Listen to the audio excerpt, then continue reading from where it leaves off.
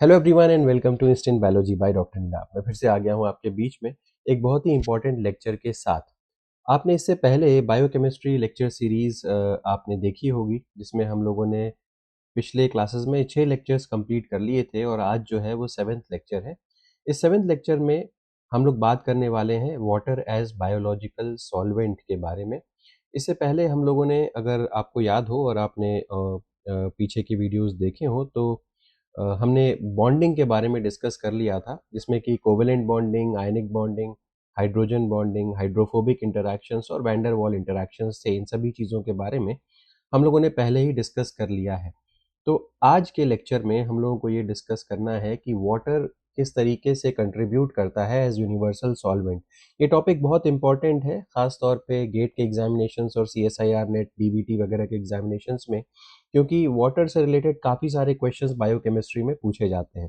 तो आज के लेक्चर में हमारा यही एम होगा कि हम वाटर से रिलेटेड जितनी भी इंपॉर्टेंट प्रॉपर्टीज़ हैं वो सारी की सारी सीख लें और कुछ क्वेश्चंस भी करेंगे लास्ट में जा करके। तो बिना देर किए हुए शुरू करते हैं। सबसे पहले तो water constitutes 60 to 70% of human body. ये बात हम सभी को पता है कि हर सेल के अंदर पानी एक कंसिडरेबल अमाउंट में होता है, बहुत हाई अमाउंट में होता है। तो जिसकी वजह से हम लगभग एक अनुमान लगा सकते हैं कि किसी भी ह्यूमन बॉडी के अंदर लगभग 60 टू 70% ऑफ जो कंटेंट है वो वाटर ही है।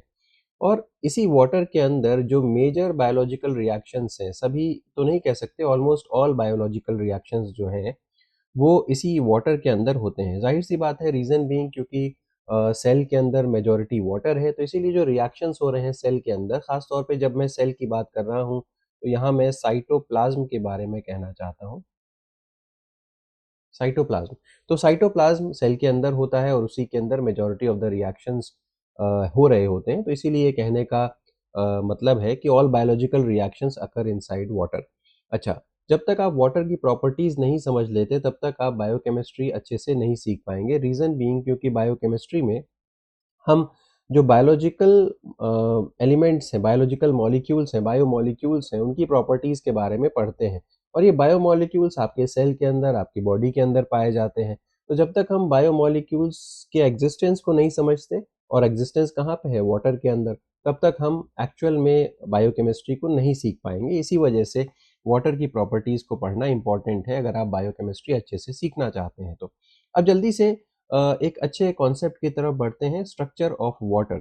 मुझे पूरी उम्मीद है कि आप सभी लोगों ने कभी ना कभी अपनी लाइफ में वाटर के स्ट्रक्चर को ज़रूर देखा होगा। यहाँ पे एक एटम होता है ऑक्सीजन का, जो मैं इसको मार्क कर रहा हूँ, और 2 एटम होते हैं हाइड्रोजन के, जो आप यहाँ पे देख पा रहे हैं।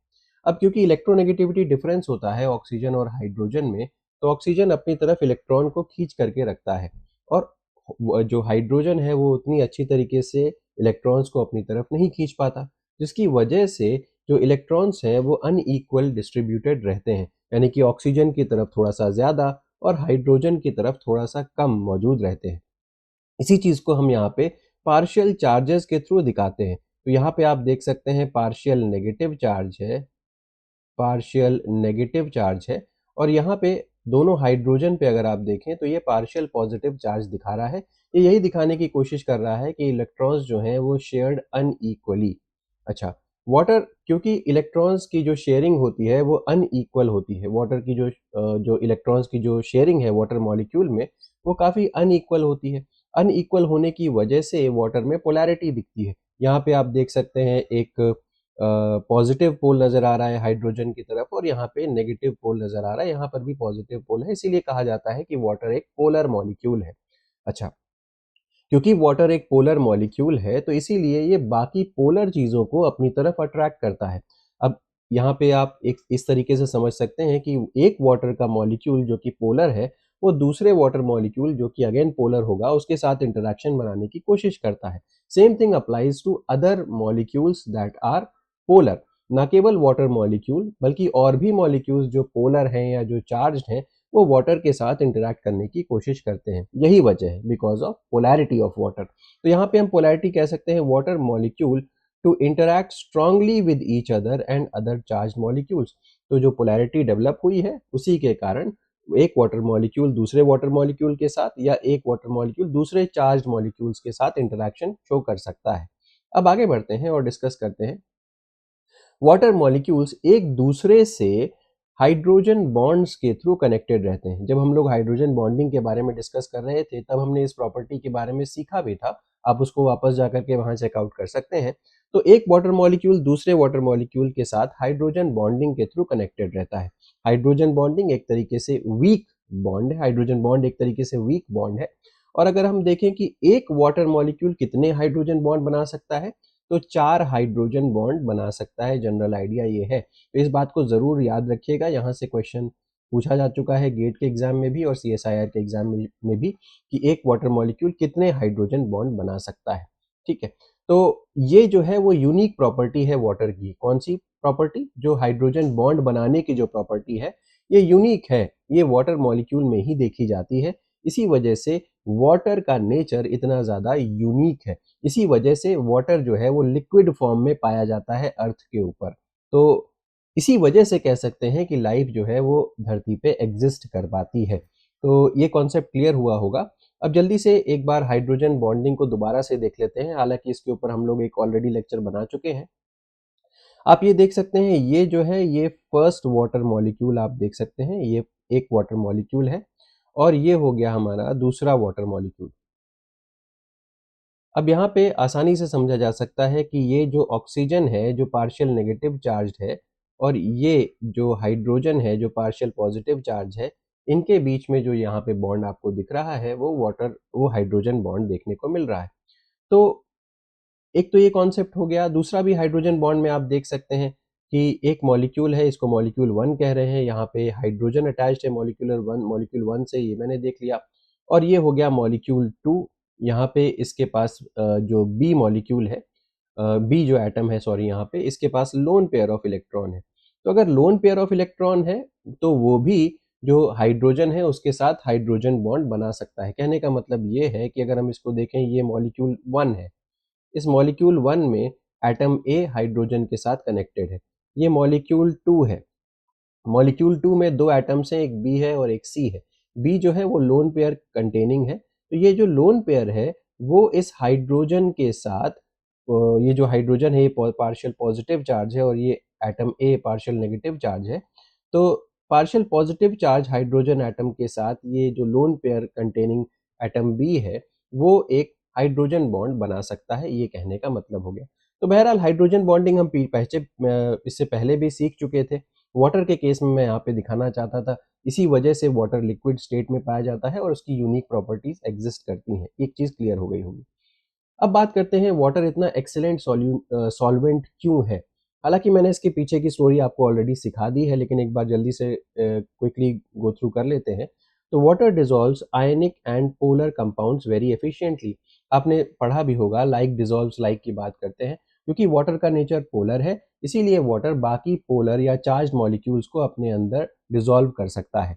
जैसे एग्जाम्पल के तौर पे अगर हम बात करें तो सोडियम क्लोराइड जैसे ही आप पानी में डालेंगे या जैसे ही नमक को आप पानी में डालेंगे, नमक एकदम से घुल जाता है। इसके पीछे का रीजन एक्चुअली यही है, क्योंकि NaCl जो है जब पानी में डिसॉल्व होता है तो Na+Cl- में टूट जाता है। और क्योंकि ये जो चार्जेस हैं ये आसानी से पानी में डिसॉल्व हो सकते हैं। ठीक है, इसी तरीके से अगर ग्लूकोज की बात करें तो वो भी पानी में सॉल्युबल है, अमीनो एसिड्स की कुछ बात करें वो भी पानी में सॉल्युबल है। तो ऐसा होता क्यों है? क्योंकि अगर हम आगे भी डायग्राम में भी आपको दिखाएंगे, वाटर मॉलिक्यूल्स जो होते हैं वो आयंस को सराउंड कर देते हैं। जैसे अगर सोडियम क्लोराइड की बात करें तो सोडियम आयंस को प्रॉपरली वाटर सराउंड कर लेगा, जिसकी वजह से सोडियम और क्लोराइड वापस आपस में इंटरैक्ट नहीं कर पाएंगे और सोडियम के चारों तरफ वाटर एक तरीके से एक कवर जैसा बना लेगा। उसको डायग्राम में देख सकते हैं अभी आगे। जल्दी से यहाँ पे देखिए, ये एक सोडियम आयन है। इस सोडियम आयन के चारों तरफ वाटर मॉलिक्यूल्स ने एक घेरा बना लिया है।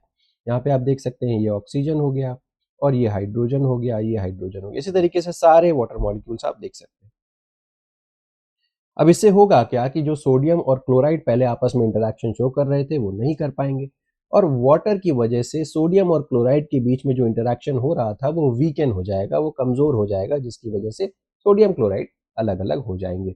तो वाटर वीकेंस आयनिक इंटरेक्शन, ये एक चीज क्लियर हो गई होगी।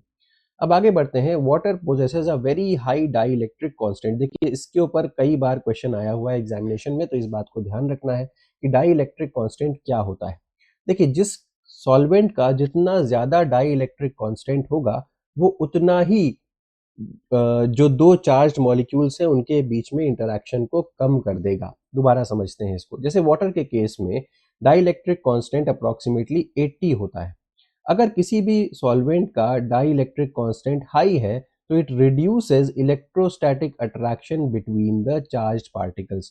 अगर मान लीजिए एक पार्टिकल ए है और एक पार्टिकल बी है, ए पॉजिटिव चार्ज है और बी नेगेटिव चार्ज है, तो इनके बीच में आयनिक इंटरैक्शन होगा। अब अगर आप इन ये जो ए प्लस बी माइनस है आपस में जुड़े हुए आयनिक इंटरैक्शन से इसको वाटर के अंदर डाल देंगे, तो वाटर का डाइलेक्ट्रिक कांस्टेंट काफ़ी ज़्यादा होता है, तो इन दोनों के बीच में इंटरैक्शन को वाटर कम कर देगा। सिमिलरली विद अदर सॉल्वेंट्स, जिनका भी डाइलेक्ट्रिक कांस्टेंट ज़्यादा होगा, वो आयनिक इंटरैक्शन को रिड्यूस कर देते हैं। इतनी बात समझ में आ गई होगी। इसी वजह से ionic compounds dissolve readily in water. अब जो भी आयनिक कंपाउंड होगा सॉरी, जो भी आयनिक कंपाउंड होगा, उसके बीच में आपस में इंटरैक्शन कम हो जाएगा वाटर की प्रेजेंस में, इसीलिए वो वाटर में सॉल्युबल हो जाएगा। क्लियर कट समझ में आ गया होगा। लेकिन क्या सभी कंपाउंड्स या सभी मॉलिक्यूल्स वाटर में सॉल्युबल होते हैं? ऐसी ऐसी बात ज़रूरी नहीं है, क्योंकि ऐसे बहुत सारे कंपाउंड्स हैं, जैसे फैट्स हो गए, ऑयल्स हो गए, ऐसे मॉलिक्यूल्स हैं जो कि पानी में सॉल्युबल नहीं होते। इनको हम हाइड्रोफोबिक कंपाउंड्स भी कहते हैं, ऑयल्स और फैट्स जैसे हो गए। Water molecules form ordered structures around hydrophobic molecules। तो होता क्या है एक्चुअली, जो हाइड्रोफोबिक मॉलिक्यूल्स हैं जैसे ऑयल ड्रॉपलेट्स हैं या फैट्स हैं, उनके चारों तरफ वाटर एक ऑर्डर्ड स्ट्रक्चर बना लेता है। अब आपको पता ही है कि अब जब भी ऑर्डर्ड स्ट्रक्चर बनता है, तो एंट्रोपी जो है, जनरली एंट्रोपी हम लोग बात करते हैं एंट्रोपी इंक्रीजेस, है ना।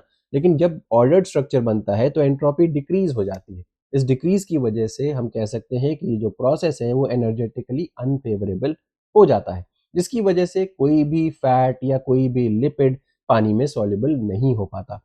और हाइड्रोफोबिक मॉलिक्यूल्स आपस में इंटीग्रेट या आपस में एग्रीगेट कर जाते हैं। अब अगर आपने एक बूंद ऑयल की डाली एक जगह पे, दूसरी बूंद ऑयल की डाली, तीसरी बूंद ऑयल की डाली, अब देखोगे धीमे धीमे करके ये सारी की सारी ऑयल की जो बूंदें हैं वो आपस में एग्रीगेट कर जाती हैं।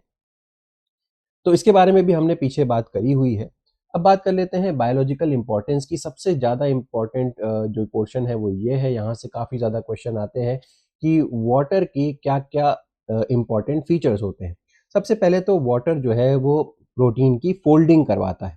आपको पता ही होगा कि सेल के अंदर जो भी वाटर रहता है या प्रोटीन रहते हैं, प्रोटीन जब फॉर्म होते हैं तो 3 डायमेंशनल स्ट्रक्चर जो है वो वाटर का बनता है। सॉरी, 3 डायमेंशनल स्ट्रक्चर जो है प्रोटीन का वो बनता है। तो प्रोटीन की फोल्डिंग हो गई, एंजाइम की एक्टिविटी हो गई, उसमें भी बायोलॉजिकली वो भी बायोलॉजिकल इंपॉर्टेंस है वाटर का। न्यूट्रिएंट का ट्रांसपोर्ट हो गया, मेम्ब्रेन का फॉर्मेशन हो गया, सेल्यूलर मेटाबॉलिज्म हो गया। बेसिकली ये सारे के सारे फीचर्स जो हैं वो वाटर के बायोलॉजिकल इंपॉर्टेंस में आते हैं। ठीक है? तो उम्मीद है कि ये इतना कॉन्सेप्ट आपके दिमाग में आ गया होगा। जैसे-जैसे हम बायोकेमिस्ट्री में आगे बढ़ेंगे, वैसे-वैसे और चीज़ें डिटेल में हम लोग पढ़ते जाएँगे कि आखिर किस तरीके से एंजाइम एक्टिविटी होती है, न्यूट्रिएंट्स का ट्रांसपोर्टेशन कैसे होता है, मेम्ब्रेन का फॉर्मेशन हम लोग सेल बायोलॉजी में देख ही लिया हम लोगों ने, और मेटाबॉलिज्म के बारे में भी आगे बात करेंगे। तो इन सभी चीज़ों के बारे में एक-एक करके डिस्कशन होगा। अब इतनी चीज़ें कम से कम आपको पता होनी चाहिए वाटर की प्रॉपर्टीज़ से रिलेटेड। अब हम लोग आगे बढ़ते हैं और कुछ पीवाईक्यूज़ को डिस्कस कर लेते हैं जो वाटर के प्रॉपर्टीज़ से रिलेटेड आए हुए हैं बायोकेमिस्ट्री में। तो सबसे पहले, the excellent solvent properties of water arise primarily due to. तो वाटर की जो सबसे बेहतरीन जो प्रॉपर्टी है वो सॉल्वेंट के तरीके से काम करने की है। तो एक्सीलेंट सॉल्वेंट प्रॉपर्टी वाटर की क्यों होती है? वो है हाई पोलैरिटी की वजह से, ऑब्वियसली हमने अभी डिस्कस किया था। दूसरे क्वेश्चन पे चलते हैं, which property of water weakens ionic interaction between charged groups. तो दो चार्ज ग्रुप्स हैं आपस में, इनके बीच में जो इंटरेक्शन वीक हो जाता है वो किस वजह से होता है? क्योंकि वाटर का डाइलेक्ट्रिक कांस्टेंट बहुत हाई है, 80 रहता है। Which of the following substances is least soluble in water. तो ऑब्वियसली ऐसा सब्सटेंस पानी में सॉल्युबल नहीं होगा जो हाइड्रोफोबिक नेचर का होता है। तो हेक्सेन जो है वो हाइड्रोफोबिक होता है, तो इसलिए पानी में सॉल्युबल नहीं है। अगला क्वेश्चन काफ़ी इंपॉर्टेंट है। द एग्रीगेशन ऑफ सॉरी इसके बाद का question, the aggregation of hydrophobic molecules in water is primarily driven by. जब ऑयल के ड्रॉपलेट्स जो हैं वो आपस में जुड़ जाते हैं या उनका एग्रीगेशन हो जाता है, वो क्यों होता है? मैंने आपको बताया था कि अ, जब ऑयल की ड्रॉपलेट्स आपस में आकर के जुड़ते हैं तो वाटर जो है उसमें से फ्री होता है, तो वाटर की एंट्रोपी बढ़ती है, बाकी उन ऑयल की ड्रॉपलेट्स की एंट्रोपी कम होती है। तो कहने का मतलब है ओवरऑल सिस्टम की जो एंट्रोपी है वो हमेशा बढ़ती है। मैं इसके बारे में डिस्कस कर चुका हूँ, जब आप अगर देखोगे तो हाइड्रोफोबिक इंटरैक्शंस में भी डिस्कस किया हुआ है और हाइड्रोजन बॉन्डिंग में भी डिस्कस किया हुआ है, वो भी जाकर के आप देख सकते हो। तो increase in entropy of water, ये करेक्ट आंसर हो गया। लास्ट क्वेश्चन की तरफ बढ़ते हैं। ये फिफ्थ क्वेश्चन है हमारा। अ medium with the dielectric constant of 80, तो मीडियम का डाइलेक्ट्रिक कांस्टेंट हमें दिया हुआ है 80, compared to a medium with dielectric constant of 20। तो मान लीजिए हम एक एप्सिलॉन कंसिडर करते हैं डाइलेक्ट्रिक कांस्टेंट को, तो एक मीडियम का डाइलेक्ट्रिक कांस्टेंट 80 है, जैसे वाटर की बात हो रही है, और दूसरे मीडियम का डाइलेक्ट्रिक कांस्टेंट 20 है। ठीक है, तो इसकी वजह से इलेक्ट्रोस्टैटिक अट्रैक्शन जो है वो कितना डिक्रीज होगा, इसके बारे में पूछा जा रहा है। तो एक बात हमेशा याद रखिएगा कि जो फोर्स ऑफ अट्रैक्शन है वो इन्वर्सली प्रोपोर्शनल होता है डाइलेक्ट्रिक कांस्टेंट की। तो हम लोग कह सकते हैं F1 is directly proportional to 1/ε1, या दूसरे केस में बात करें तो F2 is directly proportional to 1/ε2। तो अगर हम लोग इसका रेशियो बनाने की कोशिश करें तो F1/F2 इज इक्वल्स टू ε2/ε1 हो जाएगा। तो F1 यानी कि फर्स्ट केस में फोर्स कितना है वो हमें पता करना है, दूसरे वाले केस में भी लिख दिया, और ε2/ε1, तो ये हो गया इस तरीके से। तो इसको 20/80 हो गया, इसको कट कर दीजिए, ये 4 हो गया। तो जो F1 है, F1 इज इक्वल्स टू, या 4F1 is equals to F2 कह सकते हैं। 4F1 is equals to F2। तो कहने का मतलब ये हो गया कि F2 की वैल्यू जो है वो यहाँ पे 4F1 के बराबर है। तो फोर्स ऑफ अट्रैक्शन यहाँ पे, ये जो करेक्ट आंसर है वो बी है।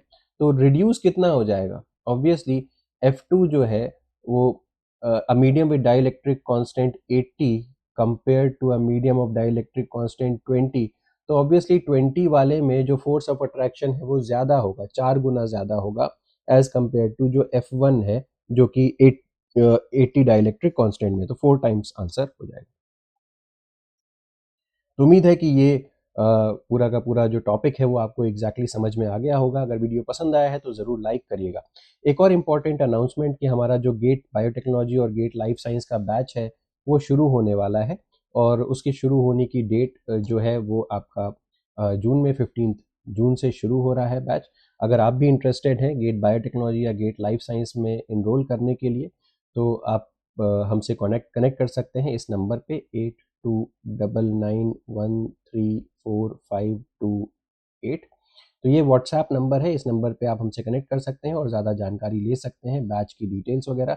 ऑलरेडी मैंने एक वीडियो बना रखा है, यूट्यूब पे अवेलेबल भी है हमारे चैनल के ऊपर, उसको भी जाकर के देख सकते हैं, जिसमें मैंने बैच से रिलेटेड सारी डिटेल्स दी हुई हैं। तो उम्मीद है कि वीडियो पसंद आया होगा। अगर वीडियो पसंद आया तो ज़रूर लाइक करिएगा, चैनल को सब्सक्राइब करना ना भूलिएगा, बेल आइकन को ज़रूर प्रेस करिएगा और फ्रेंड्स के साथ ज़रूर शेयर करिएगा। Thank you, have a good day.